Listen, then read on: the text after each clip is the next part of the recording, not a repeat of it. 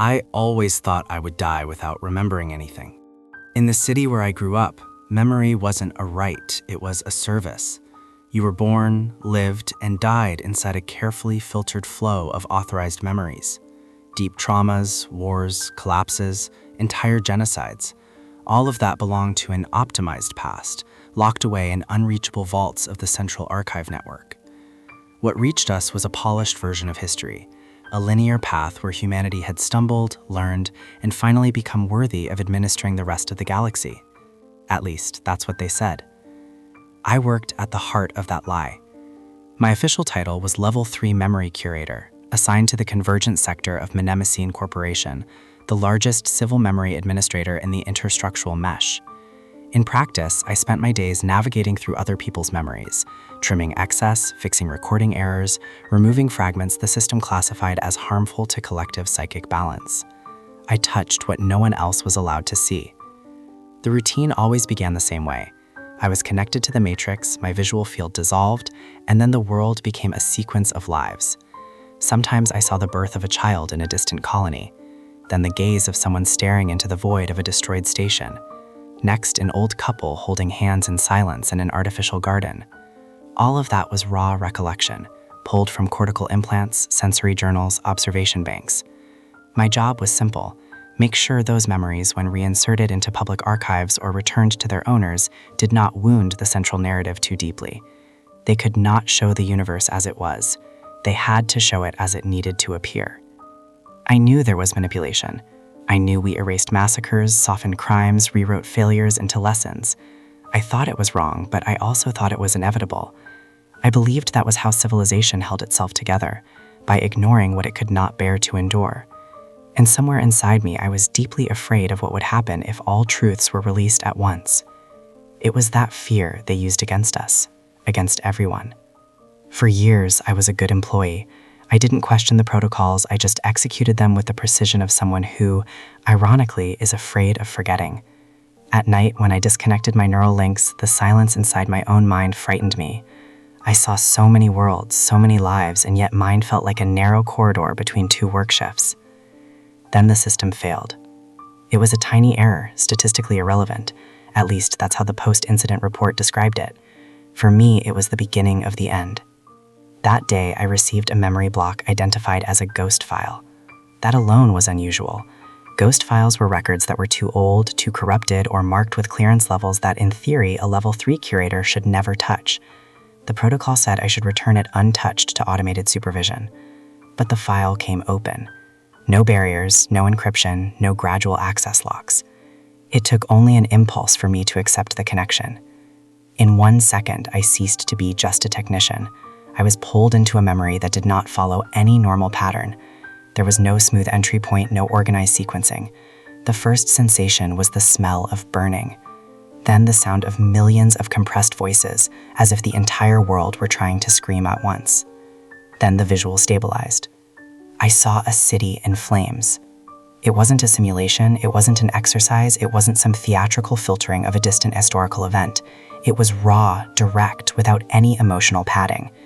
Buildings collapsing, a sky stained gray and red, bodies scattered across streets I didn't recognize but whose signs bore languages the corporation claimed had been lost over time. Among the rubble, I saw something I was never meant to see. Drones stamped with the symbol of the administration itself, firing on unarmed civilians. Human insignia, human design, human technology. And in the stream of memory, a raw, automatic, unedited caption appeared at the edge of my perception. Stabilization Operation 0174X. Casualties reclassified. Reclassified. That was the term we used when an entire group stopped existing in the open records. I knew, of course, that the administration sometimes reclassified events, but I had never seen the naked process. The file kept unfolding like a nightmare without cuts. I saw children being dragged into transport vehicles, implants being ripped out in a hurry to prevent recording, someone, before dying, pointing their memory device at the sky in a desperate attempt to at least save a final glimpse of what was happening. The connection broke with a violence that threw me from my chair. It took a few seconds for me to understand I was back in the curation room. My chest burned, my eyes were full of tears, my hands were shaking. My superiors weren't there. No one had noticed. The system, however, had. I could feel somewhere in the matrix the cold gaze of the algorithms trying to decide whether that had been an error or a violation. I could have erased the file. I could have pretended I'd never seen it. I could have blamed data corruption. There was still time. But it was no longer just someone else's memory. It was mine. I spent that night awake, staring at the gray ceiling of my cubicle, feeling the weight of that burning world resting on my chest. For the first time, I felt something beyond professional guilt. It was a kind of mourning for people I would never know, for a city whose name would never be spoken anywhere, for a story ripped from the timeline as if it had never existed. The next morning, I did the unforgivable. I opened the file again. This time, I wasn't pulled only into destruction. I saw earlier records. I saw that city alive, full of markets, of meetings, of small everyday conflicts. I saw political groups debating the growing influence of humans. I saw a people who still believed, with a certain naivete, that negotiating would always be better than resisting. I saw the exact moment they accepted installing an administration communication hub to facilitate data flow. Then came the pattern. Relaxation of local laws, arrival of consultants, redefinition of terms like autonomy, sovereignty, cooperation. The memory showed meeting minutes, information blocks, decisions that, in isolation, sounded almost reasonable. But seen in sequence, they formed a corridor that ended only in fire. That was when I understood. That file was not an accident. It was a scar. Someone, before being erased, had found a way to tie the threads of their own story and launch it blind into the memory mesh, hoping it would one day land in the hands of someone still able to look. That someone, by the universe's cruel whim, was me. I spent weeks working as if nothing had happened, but the way I saw everything had changed. Every memory that arrived felt suspicious. I began noticing small blanks, subtle cuts, interrupted sentences, silences that didn't feel natural. It was as if the entire universe had been re-edited by the same hand that burned that city. The corporation fed us optimized versions of catastrophes.